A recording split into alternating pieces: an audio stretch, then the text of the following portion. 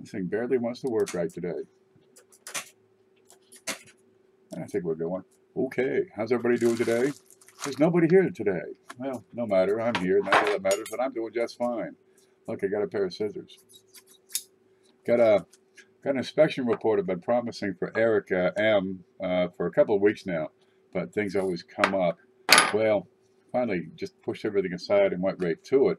But first, I'm going to push that aside for just a bit more. Look, I got a package from Lemonhead. Huh? I got a jingle for Lemonhead. Lemonhead penny, Lemonhead penny, Lemonhead penny. There we go. Let's see what's in there, because I got no idea. I got this, I don't know.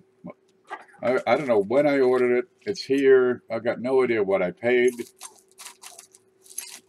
I think there's a couple of those rolls he puts in. I smell that. That's so nice. Like wax candles. All right, let's get in here and have a look. I got to get a sticker that says Lemonhead on it. Look, packing material. Okay, more packing material. Yep. If you can't get bubble wrap, go down to the post office and say, do you have any of those Bubble Express mailers, please? And I'll give you a stack of them. You know, I have never paid for bubble wrap. Good stuff. And look, what are those Russian dolls where it's one box inside another box, inside another box? Why do you taunt me so? Okay, let's get in here. Who's in here? We got, I can't see nothing. Let me move this over just a moment. There you go. There's David Smock, Lincoln Central, Logan, Randy Collins, Vic. There's Eric M. right there. We're going to look at your stuff in just a moment. I've been threatening it for weeks. He sent him a month ago. But this is like the backdoor project. I'm not getting into this. There we go. Look. And, more packing material. Let's see what we got. We got, oh, good. I need a sticker. I need a sticker because I can add it to this, to all this stuff back here. Looks like a box you put nails in. Well, that should hold up just fine. Hey, Corey, how are you? It's Coin Finder. I'm pretty pumped. Yeah, we got one you didn't expect. And let's see. There's a whole bunch of people. Let's see what the heck we got in here. Ah, I'm in. I got a sticker. Good. I'm going to slide that right in here. That'll work. There. We got a sticker. You got a logo? Send it to me. There's my email address. I'll give you my mailing address. And you can send me your little thingy. Okay. I'll put an extra set in for the show. God love you. Now he sent in these a whole package of these. Oh, these what do you call them? These are wonderful. See if I can get one out without getting my fingers all over it. There you go. These British half pennies he sent in. I like these. These are real slick. I've been putting in one of these at every show. But now we're going to be putting in, come next Sunday, back to the Megan subject. You see Megan's coins? Look what he sent. This is for the big show. It's, what is it? It's 25 nickels, all right? And 25 more nickels. But these are the 2000 something. That's a Buffalo's. Ooh, boy. Buffalo nickels. We better take a look in here. Alrighty.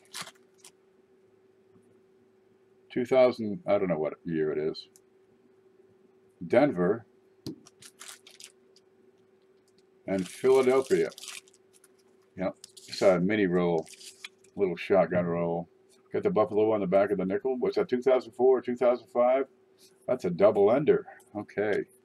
Over here, I got a header and an ender. Yeah, we know those are nickels. So that'll add some meat to the next package. Thank you, Lemonhead.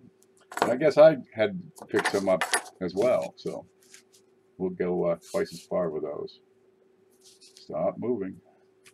Okay. There's another batch.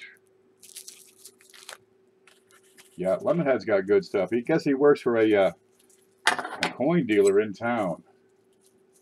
I would work for my coin dealer in town, but let's face it, the guy's a jerk. You want to give up them weights yet? No, I got to go through them first. You've been saying that for 2 years. It's twice as high as it was before. I'll give you $6 a pound. No, I got to go through them. You ain't gonna go through them. Well, he's convinced he's gonna go through them. There's Malvado. I got a roll of nickels. That's what I got. Here we go. It's got 1956 written on the side, and they sure do look tasty. Alrighty.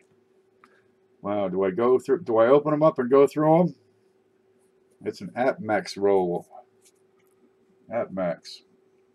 XU, XB, E, XE. No idea what that means. I guess I wanted $10. Any idea what I paid for that? Probably way too much. I get carried away on Lemon's show. Ooh, got some Ziploc baggies and something to put everything in. Good. I can put Lemon's stuff in here. Okay. You get them for that reason. If so, the extra set is for you. Yeah, we've got two sets of these we're going to put in the next couple of shows. All right. Let me set. There is no place to set this.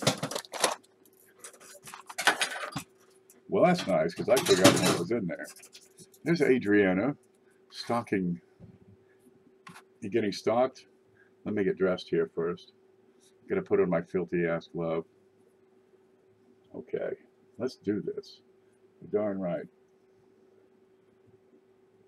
For those of you just tuning in, I've got a coin attribution and inspection service. Now let me take you over there. Where's the screen? There you go. This is my blog. It's the 1millionpenniesproject.blogspot.com. And if you go over here on the right side, you'll see a little jump to the coin inspection and attribution service, which is this. And you can send your coins in. It tells you exactly how many. Don't give me more than a couple of dozen because I'm kind of slow. I read really slow. I move really slow. I talk fast though. It'll tell you how to pack the darn things, get them on in. It's $5 per coin.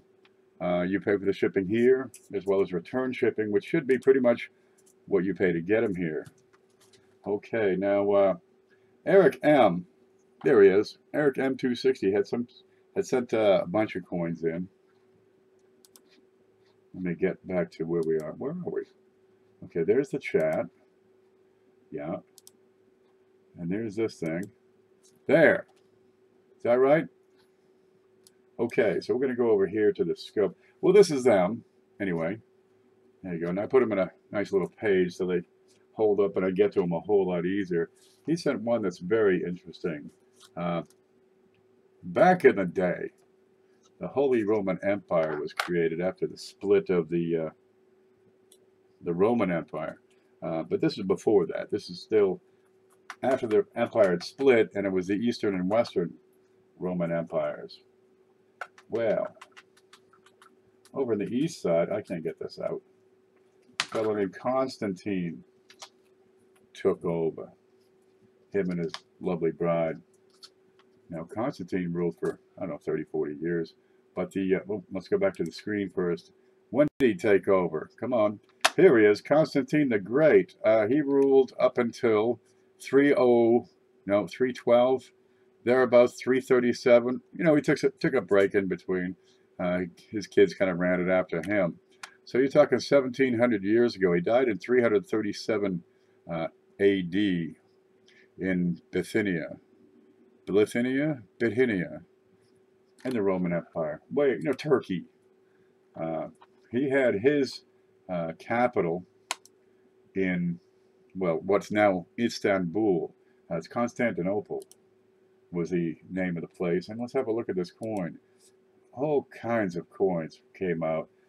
As far as I can tell, this is Constantinus Augustus. But I don't have the knowledge to really give this coin any justice. It's not my area of expertise. I explained this to Eric, and I'm not going to charge him for this. I just like showing it off because this baby at 1,700 years old is probably the oldest thing to come across my desk in weeks. Let's see if I can get a good look at that. And it's got a bit of a bite taken out of it. It's an old bronze. It's Roman, all right. And that's Constantine himself right there.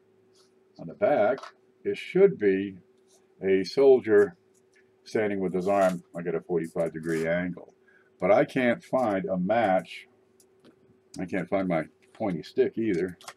I just had it. Where does it go? Okay, get another one.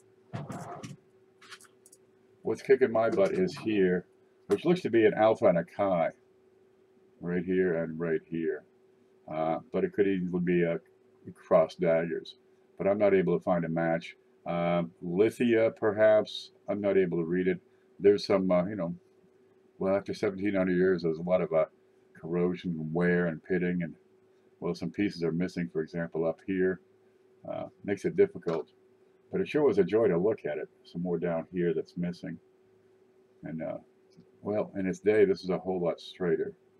But there it is. It is a 1,700-year-old Roman bronze. It's just a little thing. I've got a dime here. Where'd that go? Here's one. Give you a size comparison.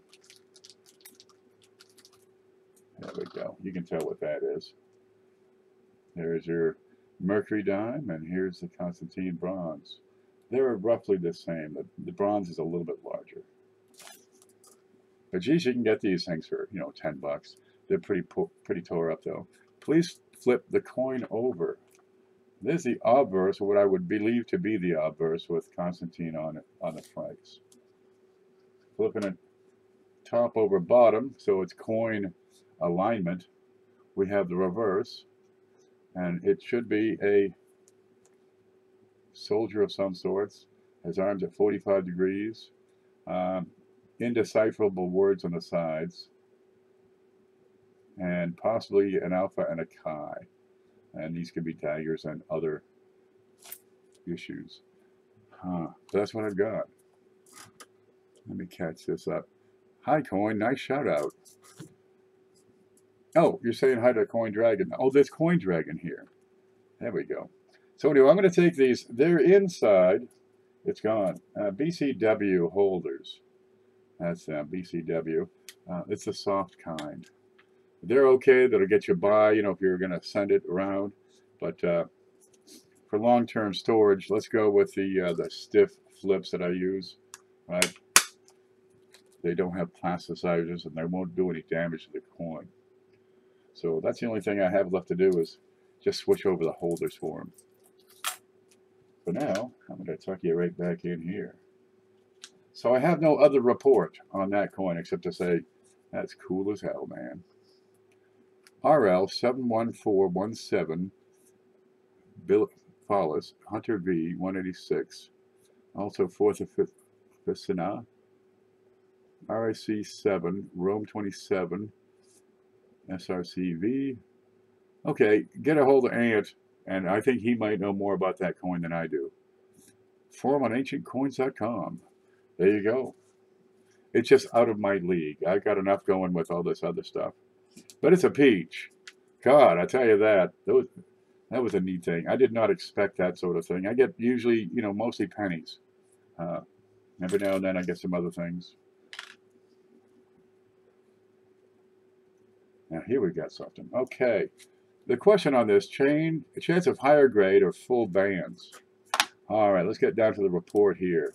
Where are my notes? Right here. Okay, this is 1949 Roosevelt dime. The condition here is XF. That's what it's consistent with, and I can probably zoom in on different parts.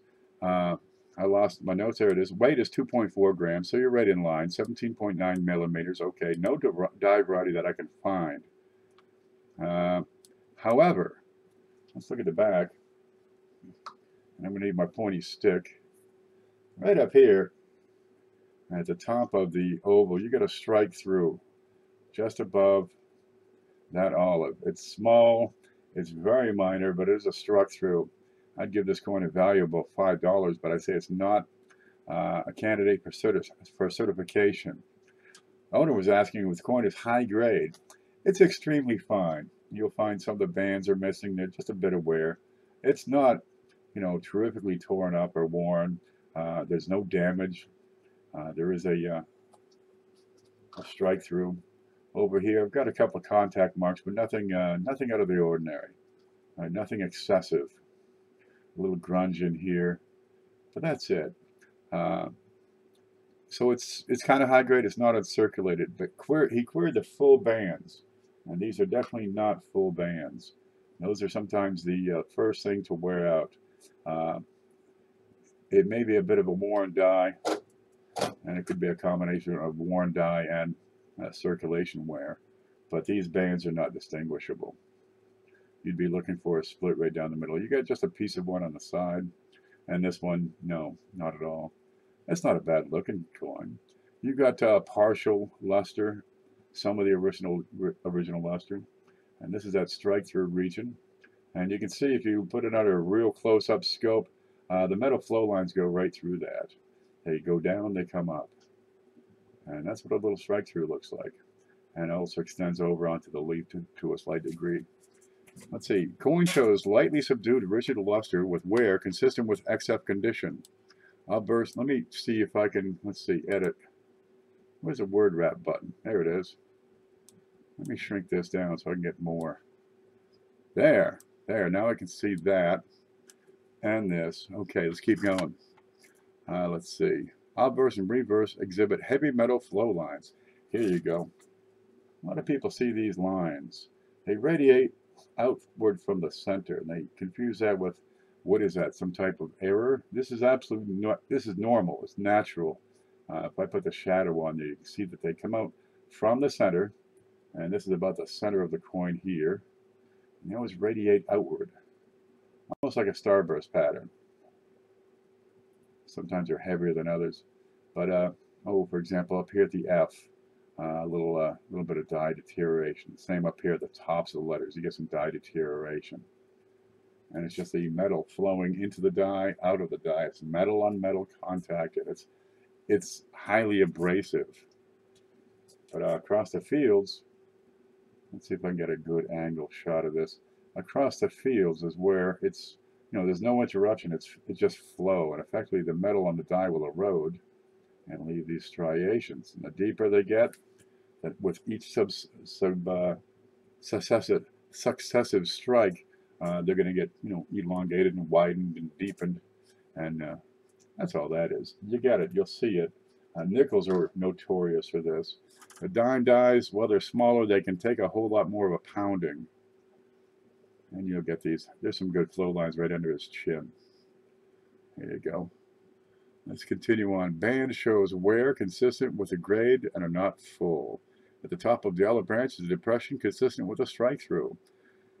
E, while 90% silver in better condition, the value in this coin is found in the strike through error on the reverse. And I give it about a $5 bill. Okay, there's that. Not a bad looking coin. All right, we got the next one. Let's keep on going. We got, what do we got? 4, 8, 10 of these. And it took a month? I suck at this. There we go. But I gave you decent flips and a page to hold the darn things in. And I'll be getting these out to you in tomorrow's mail. Okay, the next one. Now I'm missing chat because I got my notes covering up the chat section. Okay, here's the next one. Now let's see if we can get into here. Here we've got a 1977D Roosevelt dime.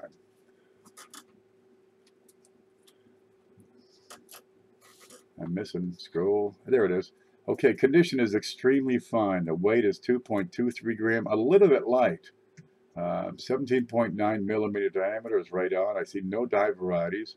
There's an error. It's a progressive indirect design transfer. It has no premium because it's a very common thing. And it's the general result of a worn die, which I'll be showing you all over the thing. Value on this is face value. It is not a candidate for certification. Okay, the owner queries, is this a weak die? Is it an error? Is it doubled? Okay, let's address everything all at once. You're going to find these lines all over the thing. Okay, now these dies, they take a pounding, sometimes they clash, and anytime you see a lot of polishing marks, you want to look for clash marks. Okay, Here's some more of these lines over here. You also have finer lines, which are the metal flow lines, and you'll find those all over this thing. They radiate outward from the center. Let's look at the back. Here we go. Here I've got a ridge ring down here at the bottom. Goes from 1 through dime, and you see it extends upward over and around of America. And this is a typical sign of a well-worn die. But if I can wiggle this just right, you're going to see what appears to be the outline of Roosevelt's head. Because the die, the obverse die, has been smashing through a planchet and then into the obverse die so many times, it leaves a general outline of the obverse design on the reverse. Sometimes you get the same thing showing on the other side, where you get, you know, like an outline of the general designs here. But in this case, the reverse has taken the brunt of the force. And you'll see, well, kind of a rounded head. And that's a result of, well, just the force going through the planchet many, many times. It's a well-worn die. Again, you've got these polishing marks throughout the whole thing. You've got some die deterioration. It's well-worn here. It's not giving us a sharp strike because this thing has been used way past what should be a reasonable lifespan. Metal flow lines throughout the thing. You'll see them everywhere. Let's zoom in and have a better look. And this is a well-worn out die. This dark spot is just some doo-doo that's sitting on there. It's unimportant. Up here, and we haven't talked about this one much, right above of America, this is called peripheral die damage. And you're going to see this, especially on nickels. You'll see it all over the place. Where inside the rim, right, around the die, it's, you know, it's kind of chewed up, bit up. It's kind of jarbled and screwed up. This is peripheral die damage. Just the edges of the die just kind of breaking up a little bit here and there. Like an old wine glass you've been using for years and years, and you store it upside down when it's dry. You know, it's going to start picking up little bits of damage is all that is. But here we go. These are the polishing marks. You'll see these everywhere. This is peripheral die damage. It's not impact. Well, actually, a couple of bits are, but inside the rim is peripheral die damage. You got these radial lines. Those are your flow lines. And over here, it's just a whole lot of die wear showing up. This die should be, it's time to take this guy out of service. We're starting to lose some lettering. There it is. Go back and look at the other side real quick. Go through the rest of my notes here. Okay. Here you go. There's more rim ridge. It's the way these dies wear. They leave a bit of a raised ridge right around the outside. It doesn't always go around the whole darn thing. You see them on pennies a lot. 1977. Now you got some die deterioration, right, where the metal flows into the devices and then out. And it looks as if it stretches out the devices. It's easy to confuse with doubling, but that's not what this is. This is all just die deterioration. And I've got some, you know, some wear. It's not excessive. I don't see any damage. You know, a little nick on the rim, an occasional contact mark. You're going to have that. It's consistent with extremely fine. That is 1977D. Oh, and the mint mark. You see this a lot of times where the center post of the mint mark has long since been broken away or worn away. It's very common. You see that. Let's see. One of queries, weak die, just plain worn out. It's not an error, although you do have progressive indirect design transfer, which is, well, it's kind of an error. Technically, yes, but it doesn't bring a premium. But there is no doubling. Coin is in circulated condition with a grade consistent with XF. Specimen shows heavy die wear, die abrasion lines, and die deterioration on both sides. Die deterioration doubling is especially evident on livery, the date, and reverse lettering, and could be easily misidentified as possible hub doubling. Reverse displays a rim ridge. Now you need to add that in. And we got a little bit over here in the obverse as well. Okay, reverse shows subtle progressive indirect design transfer, heavy flow lines, and heavy die wear. Top of reverse exhibits peripheral die damage above of America. This is a circulating coin produced with a heavily worn die. Its value is face value. But it's a nice one. And there it is. Okay, keep going. I got a 1960D large date Lincoln cent coming up next. Let me catch up on chat for just a moment while I stick this away. Yeah, I get deep and down and dirty with these things. We weigh them, we measure them. I still talk like it's a team. How do you get back to the chat? There it is. Oh, Fire Demon's joined us. Okay, there's Lincoln. Hi, Mike. Mike Wolf is here. Hidden. Hello, Professor. Good to see you too, baby. Okay, I think the Kraken lives in the Erie Canal. Weird sounds out there.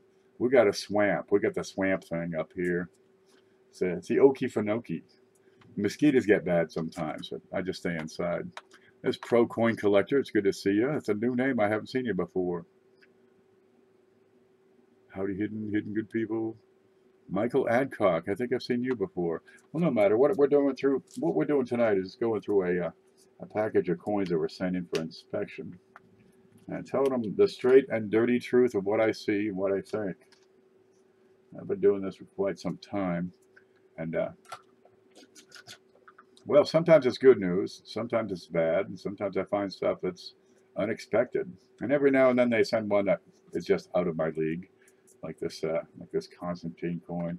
Okay, this is a 1960D. He's asking, is it an RPM and a large date? Oh, large date is easy. Well, that's it. Let me see if I can find my notes again. One moment, please. There they are. Gotcha. 1960D large date. C note E. Okay. I got a little bit more homework to do here. Okay, we got a condition is XF details. Okay, I'll get into that a little later. The weight is 3.12 gram, right in line. Should be 3.11, but we got a little bit of wiggle room. Diameter is 19 millimeters. Die variety has an RPM, and I'll get to that in the E. Okay, error. We also have chips and cracks on this coin. Okay, they don't really add much. Value on this coin is about $1 or $2. You know, it's not a bad looker. Is it a candidate for certification? No. Okay, the owner lists RPM on the holder. Okay, here's what I find. Wear on the coin is consistent with XF45s. There is debris on the lower left of the shoulder, right down here. Okay, you know, it's a circulating coin. It's not too bad. You still got some original luster.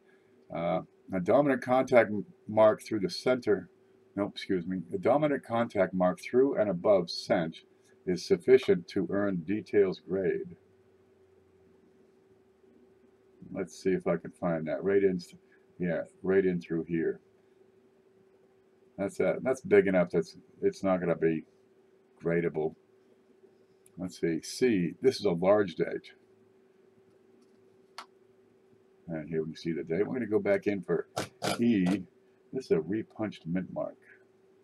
Let's see if we can figure out which one. And I don't have a photo up, but you'll be able to examine that for yourself. Can you see me yet? Isn't that pretty? Now, repunched mint mark occurs because back in the day, they used to actually punch these things in by hand. Okay, they take this little tool, not unlike this screwdriver, right? And they put it right where it needed to be, and then we'll punch it with a hammer and leave that mark. And each mint had a different one. Here on the mint mark, you'll see an extra D underneath and over to the left. So this is D over D west. All right. Not too bad. We can probably zoom in just a bit more here. This starts getting really tough, so I might have to just back it out. There it is. And you've got some more evidence of the mid-mark, the repunch on the inside. This is a match for Konica RPM number 3, stage H. And I really should have that pulled up. The cross-reference is S RPM number 3. That's a standard database. That's the one I'm putting together. So I'm going to take some pictures of this and put it up on there. This is the Wexler WRPM number 8, Copper Coins 1mm003, Crawford CRPM 004, and all die markers are present for stage H. Okay, we've got some stuff to see. You ready? On the first column, you're going to find, if I can get this in here, the first column, you got some extra die chips right in around here. Okay, right in between this kind of a shiny piece and this other piece looks like a little ding. Now down here, you've got a bit of a die chip just below the memorial. Okay, die crack around the ear. Let's find that. There's a die crack around the ear. You'll find it starts down around here, comes upward at northwest, keeps on going, and then kind of loses its way around on the head some. That's the die crack. But it's a perfect match for what Crawford has, Wexler, copper coins. This is a pretty well-known RPM. Okay, let's see, the depression off the topmost vertical of E in cent. Let's find that one. Okay, E in cent, and we get a depression just off the top, which I believe was over, I can't find my pointy stick, it was over here to the right. But this is the bit of damage I was talking about. Goes across the E and in here. It's a heavy contact mark, but it's not going to get you. It's not going to get you certified. And in the grade and the value, it's not really worth certifying. It'll cost you $25 to $50 to get it certified. And the die chip under left memorial was that covers it. Yeah, that's not too bad. That's a looker. I've got like two 60D RPMs. Once I play with wheats. There it is. This is one of those, you kind of gotta get in close, but once you get in close enough, it's unmistakable. Can you see it here? How big has it got to be? And if you've never seen an RPM before, that's what they look like. It looks like, you know, a doubled die. It's the same sort of thing. The die has been changed with not a second hubbing, but a second punching. So if you had a double die, it wouldn't be on the mid mark, but you'd see similar, something like this where it's, you know, it's thicker. You've got a separation in between.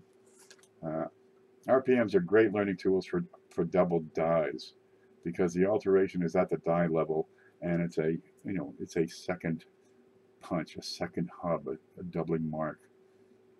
There you go. But with the repunch mid marks, they could be all over the place. They were done by hand. Every now and then you find them, they're way down here, they're up here, to the left or over the right. Sometimes they're jammed into the letters. I've seen them below the vest here. I mean, the guy had to be out all night for that. Comes on in. Yeah, I'll get that one. Okay, they twist. Sometimes they're upside down. You name it. There it is. That's a keeper. Let's go down to the next one. We'll tuck him away. But I got to get a couple of pictures of that one. Okay, the next one is another one that does not get charged for. I thought it was neat as hell, though. Steel penny planchet is the question. He's asking if it's a steel penny planchet. I got here a round, shiny disc of metal, brushed aluminum. Sure is cool. All right. You get these as a punch out from an electrical box. Okay, it's brushed steel, or in this case, brushed aluminum. We can hear it. Let's see if I can get this. Kind of a dull sound. Can you hear that? I can't even see if you're responding that you can hear that. Okay, let me pick that up again. That's a knockout. Yeah. Okay. Now, normally you can look at these knockouts and check at the edge, and you're going to find where it was connected in a couple of spots. Okay. This one was a pretty clean knockout. I'm not finding the tabs where it was hooked on, but that's all it is. It's just a knockout box plug. Keep it. I used to see those all the time doing construction. Yeah. It's in great shape for a knockout plug. I'd give it, you know, definitely an uncirculated, you know, KOP 65, you know, the knockout plug 65. There it is. It's one of those things. You'll find them. You get these out of coin rolls sometimes. Somebody ground the nubs off. Could be. You drop it in a machine, you get a gumball. Okay, so I'm going to refund your $5 for that one. I just can't, I don't mind taking your money, but no, that's not going to work. Okay, this is not a bad looker. Let's see if we can get that to focus. Come on. All right, 1964. Where'd you go? Where'd you go? Oh, wait. More on the ground round disc, which is back here. Okay, you got to weigh to 2.46 grams. That's this. Has a diameter 17.5 millimeters. Too small for anything. No die variety, no errors, no value. Out of candidate. Owner queries nature of the item. Weight is less than a U.S. cent planchet. Diameter smaller than a U.S. cent. Appearance that of brushed aluminum. Without going further, this appears to be the chad of metal produced from sheet metal. Punched out. Inspection discontinued. There you go. It's a chad. Remember that? Okay, 1964 D nickel. Here you go. Weight of 4.88. A little bit light, but well within tolerances. 21 millimeters. There's no die variety, no error. The value is face. It is not a candidate for certification. The owner was querying the RPM. Now I give this a condition of XF. Where'd you go? Where'd you go? That's the wear you're going to find here. Not a whole lot, really. You got a couple of bigger contact marks. This one is big enough that it'd probably keep it from being certified without a details grade. On the front, it's light. You get it mostly around the, above the ear, if that's his actual ear. Could be just his hair. He's got some strange hair, Jefferson does. Okay. Nickel grading, a lot of it gets into the steps, and you've got partial steps here. You got some detail, but the general wear is consistent with XF. His question was here about that mint mark. Now these nickels, as with the dimes, they run these into the ground, these dies. So you get a great deal of die deterioration. You see the flow lines everywhere? When you start seeing flow lines, you got to figure, let's question first any doubling we see, be it on the RPM or on letters, because it's probably going to be die deterioration. Let me see if I can zoom in just a little bit. There we go. And you'll see some of these letters have little tails on them. The little letters up here, again, it looks like they're spreading out. This is what nickels do. You get a little mechanical doubling up here, which doesn't help anybody. This coin has it all. It's decent shape, right? I check for doubling in and around the doorways, right, around the windows. Those are common areas. Check up here, but this is all just blended together. You see it here in the middle of the S. Kind of extra. It's the metal flowing into and grinding down the die as it flows in. You see these die lines, these flow lines here. This is the item in question. I want to get zoomed right in. Now there's several 1964D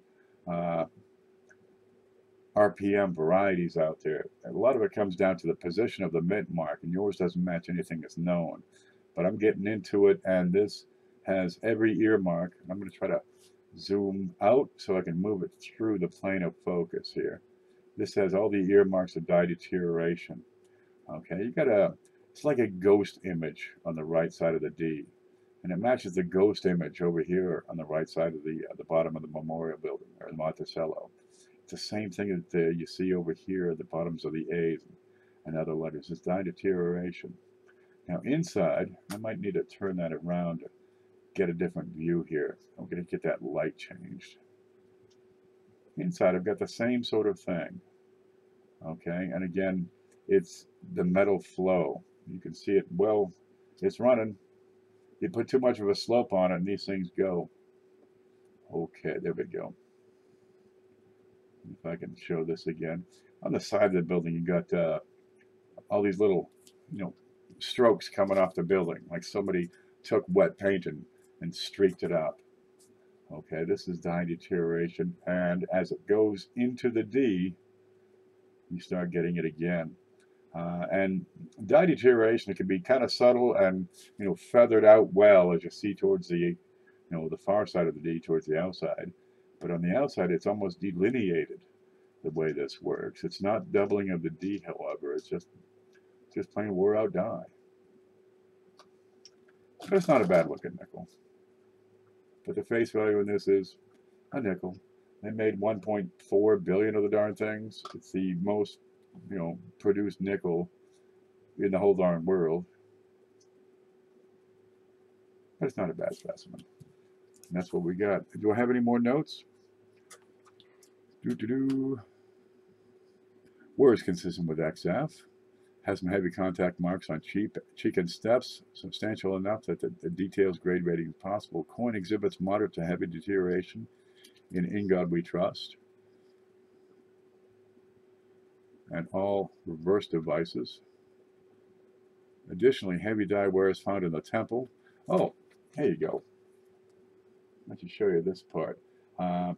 It's almost marbled the way the dye works here, because it's a neat spot. On the die, it's going to be a raised point, right? On the die, inside here is going to be a raised point. Sometimes you get these almost a textured pattern. I want to get in there and show you what we're talking about here. There you go. You get this almost textured pattern, but this is consistent with die wear. You'll get this in front of his nose or above his nose. Sometimes you'll get it around the inside of the neck areas. Okay, let me get that back in the spot. Additionally, heavy dye wear is found in the temple, in front of the eye, there you go, under the chin, and on the upper left part of the building. Let's go see the upper left part of the building. Upper left.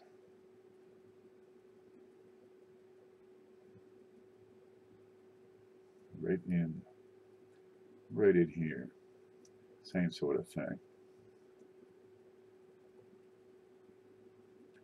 D, top of the dome and higher structures of the building display MD. There you go. Now, if I get the light right, we'll be able to see this best. But it's a flat shelf doubling. You'll have a right here, and there's some more down here across the bottom. We looked at that earlier. There is no evidence of a repunched mint mark. Those are my notes on this coin. We can get right in and take a good look, though. If you have questions about your coin, you can always post them in the coin op group. And sometimes the best way to tell is to put your coin right in somebody's hand. Let's get this next one here. It's a 1955 D Roosevelt dime. Oh, it's splendid. Okay, I'm being asked, is there a chance of a higher grade? Does it have full bands? Well, let's have a look. It's a peach. There ain't a thing wrong with this. Let's have a look at that. That is an uncirculated 1955 Roosevelt dime. D. Okay, now you get a few contact marks. They're not too bad. You'll see them right here. Of course, this is the edge of another coin. It's probably a quarter that struck it. Little contact marks here on the chin, cheek. You get a few little spots. They're not really anything to speak of. Spots like this are only going to impact the quality or value of the coin at around MS 65, 66. Okay, here's the D. We get a few contact marks. They're not huge, right? But it's enough. It's going to keep it from getting MS 65 grade. I give this MS 63 because there's enough of them all around to, well, bring it down a little bit. But it is uncirculated. Now here we've got an issue. Right across the top of this section on the torch and extending over to the leaf, we got some damage here, and this is going to give it details for sure. Okay, that doesn't do your coin any favors. This will show up if it were to be certified as damage. All right, or as details. Let's see. Oh, let me scroll down for this. It is 2.52 grams, just a little bit above normal, 17.9 millimeters. It also sports a clash die. And we're going to find that now. Which we're going to find right behind. This is tricky to get to it. It's a subtle one. Right here, this is a piece of a leaf from the branch on the other side. That's a die clash. Okay. it's not really substantial enough to bring much value. It's a little bit novelty. The coin's in great shape. Sometimes you get leaves up in front of the hair, in front of his face, but this is the only evidence of a clash I have here. There we go. There's a sharp. I can probably zoom in. Light clash mark behind Roosevelt's neck. That's it.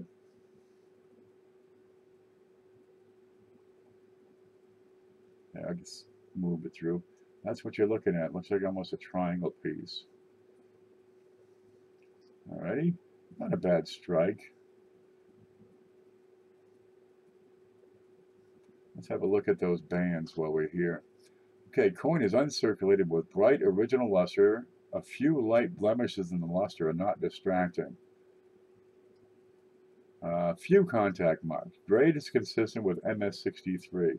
Like I say, you got contact marks here and there, but I can't get above 63 with these. Okay, I've got a major one here, and this breaks it from being a full band.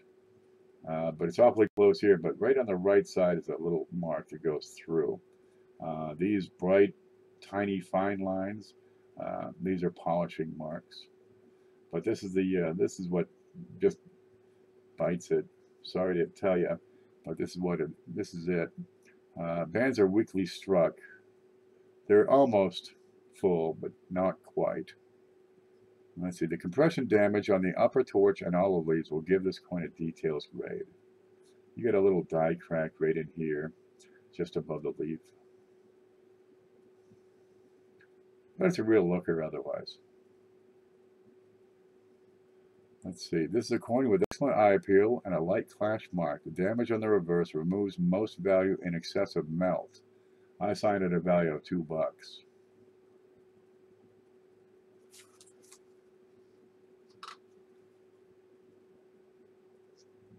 There you go. Let's get the next one.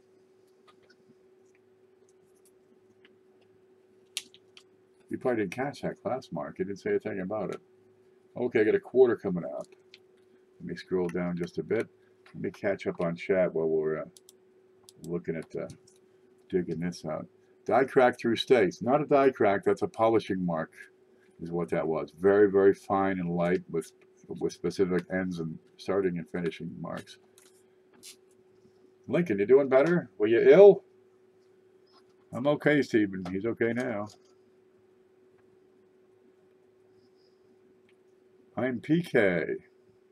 Must be okay. There we go. This is a 1983P. There you go. 83P is a hard one to get in a higher grade. Okay. I think it's possible MS65 to 67 is what I'm being asked. And I hate to break it to you, but I've got some light wear right here. And I got to focus here. Just right here. This is like it for wear. XF. Let me zoom in. There we go. This is it for the wear that I find. All right. The rest of it, a little bit lightly struck as far as the details. Over here, above Liberty, and again on the reverse, I've got what appears to be a grease-filled die. It's not roller marks from a roll counting machine. I got lots of, here's a great spot. These lines, again, polishing lines. This one's rife with it. They go right through. But the reverse, I see no evidence of wear here at all. I've got full original luster. Okay. Not as sharp a strike as I like to see. The feathers, although they're not worn, they're not sharp and clear and crisp. But I've got contact marks here, here, through the rim. Some of the letters in $quarter, you see it here? And up here in United, this is consistent with a grease-filled die. There you go. Good looking piece. Here's a little contact mark here. But I can't give it any more than AU because of that bit on the hair. And top grades, 65, 66. Yeah, these go for hundreds because you just can't get them. So yeah, keep this one for sure. But I can't offer you any value as far as market above face. Let me see my notes here. I think there's a cat here in the mouse.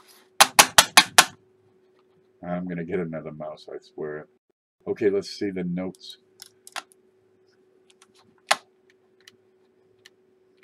It's a 1983 P Washington quarter.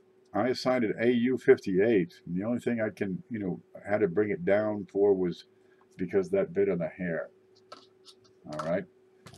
If it went out for the bit on the hair, this would probably be an MS63 coin. Let's see, I got 5.54 grams, 24.3 millimeters, no die variety. It does have an error in a grease-filled die. You'll find it on the tops of Liberty and on the reverse, but it's not significant enough to bring a premium. Okay, we've got a few little spots here, which, yeah, it's not going to hurt an AU. Let's see, owner queries the grade. That's what I responded. Coin shows full original luster with only the lightest bit of wear to be found on the curl of the hair. There are several contact marks in the rim, but none are distracting or noteworthy. Yeah, you'll get them right above Y.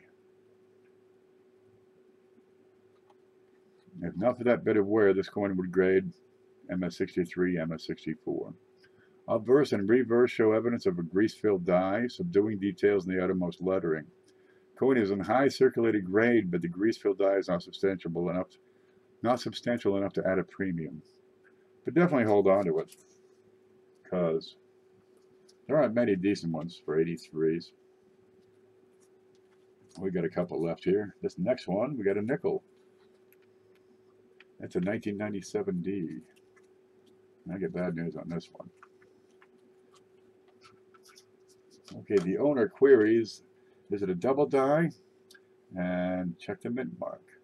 It's a 1997D, so it's not going to be an RPM. They stopped repunching the mint marks in 1989, at the end of 1989. So 1990 onward, you won't see RPMs. We'll have to go through and take a look for DDO. The coin shows wear consistent with about uncirculated. The reverse displays widespread damage from a rolling machine on the building and USA. This kills it. There you go. See the building? This is the Ring of Death.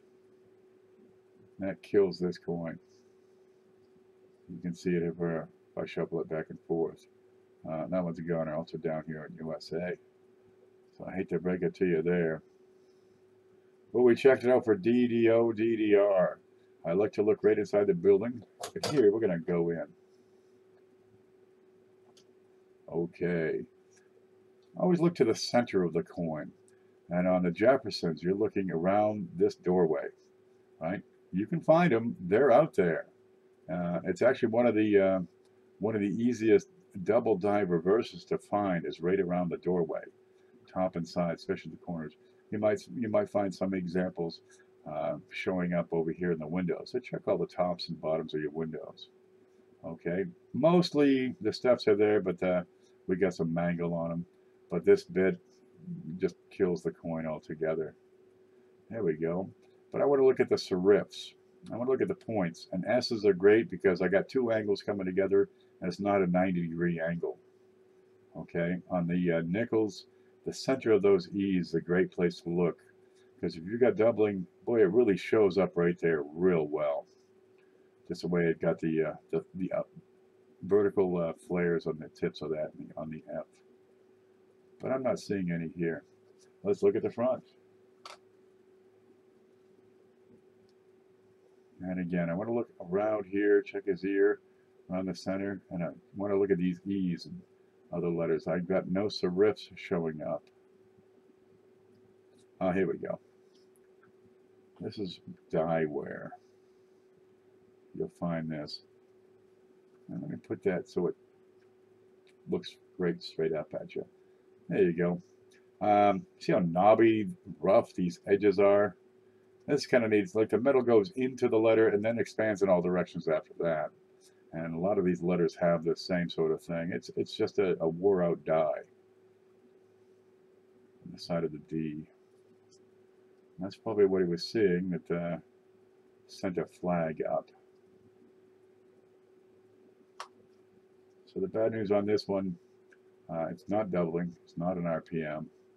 We had some more of it over here. Here it is. Especially the 1, for example. It's not doubling. That's just worn out die. Inside the 9s. Side of the 7. Look into the shadow here. And on the mint mark in particular, you see this little line here up on the top left?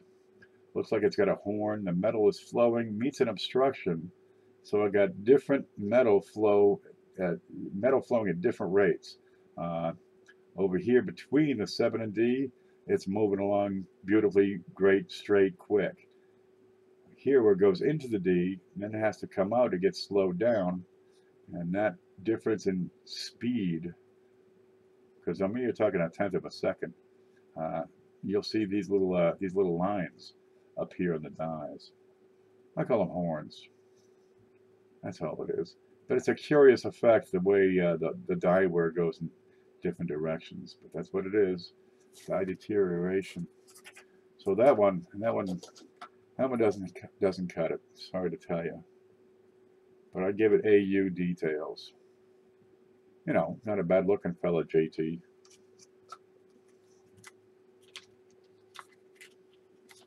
And we've got the last one now. Any other notes here? Specimen displays moderate die deterioration with flow lines in and around the letters on IGDBT, the date, front of the color, and north side of the mint mark. That's that one. Anything else there? Let me scroll down. Oh, there it is. There is no evidence of a double die. Mint mark is normal. The coin is damaged and has no numismatic value. Still good for a nickel. Next one, the last one is a penny. Here you go. Ain't it pretty? Good looking piece. What sets this one apart is very, very few spots. Now these modern pennies are plated. Okay, now it's an electroplating, and they actually go into a bath. And when they come out, they got to be rinsed to wash up all those electrolytes. And this almost invariably has been leading to these spots people are always bitching about. Right? This one has very, very few spots. So I'm quite impressed with that. There's one right there, and it's tiny. A lot of times they screw up, they ruin the darn coins. There's one over here. So it's a good looking coin. He's asking, let me find it here. He queries the grade, and is it a certification? Is it a candidate for certification? Let's see. Worth getting slabbed. Is it MS67? And his grading eye is bad. Okay, let's tear it apart. It looks great. It's got a great eye appeal. You've got very, very few spots. Okay, so if we can get no contact marks, yeah, we can probably get an upper grade. But here on the forehead, right, on the cheek, on the ear, on the jowl here, these are contact marks all over the place. And right here's a bigger one on the shoulder. I can't do anything with this. A little spot there. The fields are looking great. As you get into the devices, we find marks. They're small, but it's enough that's going to keep it from getting anywhere above 64. Okay, and the letters here, a little bit jarbled on the top of the ribbon. Now, the only other item on this coin, we got a small die chip right here on the upper edge of the shield, and this is very common for this entire design. But the spots aren't too bad, I mean, at all. It's got great luster. It's one of the cleanest coins I've seen, but it does have a few marks that'll keep it from going 64. Coin is uncirculated with full original luster. Contact marks can be found on the forehead, jaw, shoulder, and sporadically on the reverse fields and devices. There are remarkably few rinse spots. Condition is consistent with MS64. A small die chip is present at the top left of the shield, a common location for the series. And finally, conclusion, coin has great eye appeal, but contact marks bring down the condition, make this an unremarkable coin. Well, you can keep it for a long time. Oop, there it is. Yeah, it's really clean. Hard to find them that clean. I was quite surprised with that. I said, huh, that sure is a pretty coin. And that's the sum. Now I'll be repacking these. I got to take pictures of the RPM. Let me see if I can find my way home. There's home. I can bring these in. I'll get this put away. And that's what I have to report today. Shield sets are ugly, just saying. Well, you know, that Union Shield's been around since colonial days. New Jersey used to have them on their pennies. It's a piece of American history. OBKB.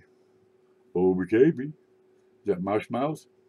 Do you get permission to take pictures of these coins? I have them. I'm going to take permissions.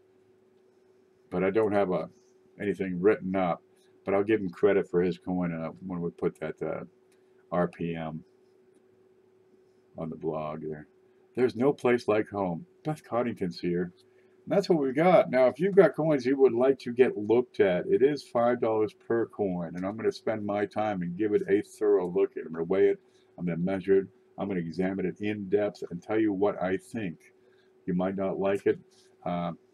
We might find something that'll surprise you. Kind of nifty. And when done, I'll ship them right back. It does take a couple of weeks sometimes. I get going with, well, just everything around here, it seems. So these have been here for a month, and I've been trying to make them the top priority this week especially. But you'll find in the description the full details on where to send, how to send, what the cost is, shipping. If it costs you to ship it to me, it'll probably cost me the same to ship it to you. And well, it's a lot of fun. The big savings is found in those higher grade coins when you think, gee, should I send this in? Is it worth it? And there's always that question, because some grades, yes, they're worth it. And some, nope, here's why. I'll give you a specific reason why. And for an extra $1, I'll lick it clean. That's right. I'm getting so good, I can tell the grade of a coin just by licking it. That's VF. No, wait. That's got a problem on the back with the, there's a nick on it somewhere. I'm thinking right in the center. No. That's what it tastes like. I swear that's what it was. I got a Hong Kong nickel over here. That's what I tasted. See the nick on her neck? Yeah. And here's a Hong Kong nickel over here. I'm told I can get that out. One day I'm gonna break into that. So we want to thank Lemonhead for sending stuff. Oh, for those of you who have ordered pennies, the box has come in. That's right. We got 5,000 pennies over here in a big box. I broke my back picking it up. Half of them have been sold, so we got 5. Oh, look, it's open. Look it. Isn't that pretty? She says I can get it out. I can't get that out. What is that? Glue? She got this thing with glue. Look, it's like immersed in glue. So I've got 2,500 pennies, 2,500 Lincoln cents. They have been searched undoubtedly, many times, repeatedly, for years. They've been checked for dates, mint marks. They'll be primarily 40s and 50s, P and D, with not much for steals, if any at all. But I can tell you for a fact that these were not picked over for die varieties. What we're going to do, we're going to count them out right here live. We'll do this Friday night. We've done it before about a month ago. We'll count them out for the people that have ordered some, and we'll look at probably a roll's worth, perhaps more, looking for die varieties, much like we did with this. It's a lot of fun. Sometimes we find some things. If I do, I'll put them in a flip and send them along with the rest of your coins. It's $50 per 1,000, and it's $7.50 per shipping. Now, if you want 2,000, let me know, because the shipping will be a little different. We'll go with a bigger box. But there's still 2,500 available. I'll probably use some for the big show, because we have that Dansko album we need to fill up. And we'll go from there. Thank you, free girl. You are my dear, but you are the good kind. I'm the good kind of deer. I'm the deer in the headlights. There we go. Now I'm going to see if I can get this Hong Kong nickel out of here. You've been trying to find one. One what? Hong Kong nickel? I can't get it out. I just had it open. There it is. She says I can get it. Oh! Looky. I can't get it.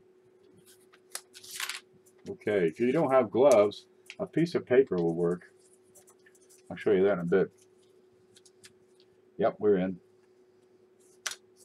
Goody good. There it is. Let's look at this here Hong Kong nickel. There it is, 5 cents, Hong Kong, and it's in beautiful shape. That's the best looking Hong Kong nickel I ever seen. I would give this MS68 plus. No, that's definitely a 69 CAC candidate right there. You get a 98 2000 wham. You get all three. These are cool as hell. Ooh, slippery though. There you go. I don't know what they are, but they're bright yellow. They got to be some kind of a brass. Well, you got Hong Kong's right there on the ocean. There it is. Hong Kong nickel. Okay, I'm going to put her back in. We'll keep her right. Get a little rim of foam. And we'll set it right in here. Put the lid up. Cap it. Paula sent this thing. It's like a Christmas ornament for the coin tree. Look, it's got seashells and there's a turtle in there. Had a frog actually jump over it not too long ago. Okay, here's a trick for you. You got a piece of paper, you got a coin, you got no gloves. Look, no gloves. Okay, I want to pick up a coin. Say that one. I can just get under there with that piece of paper. Maybe. Bring the ends in. Get in there. I can pick that coin up.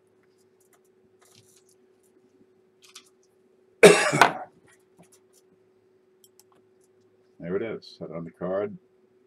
We can take a look. So you don't have to touch these pennies. It's one of those PV pennies. Now that's in great shape. I haven't put one of these up under the scope yet. That's a Walking Liberty design. Got a little bit of a, well, is there a clash? I think it is. It's just sharp enough, but it's a very light clash. There you go. I like to see on walkers, I want to check the hand. I want to see that thumb. I want to see separation between the thumb and the branch she's holding. Look at, there you go. This is not an exact replica of the walker, but it's pretty decent. That's no moon, it's a space station. Flip that over. Here's that bird design. Yeah, these are pretty pieces. 1 ounce of copper. Pink. It's my favoriteest thing, pink. What is that? My God, it's a piece of lint on my copper rounds. God, that's gotta go. Did she have a front foot? Yes. There's a back foot. There's a front foot right there. Kinda. It's buried in this bit of the sun. Oh, I don't know what that is. What's this? What's this? I think that is a clash. What's on the other side?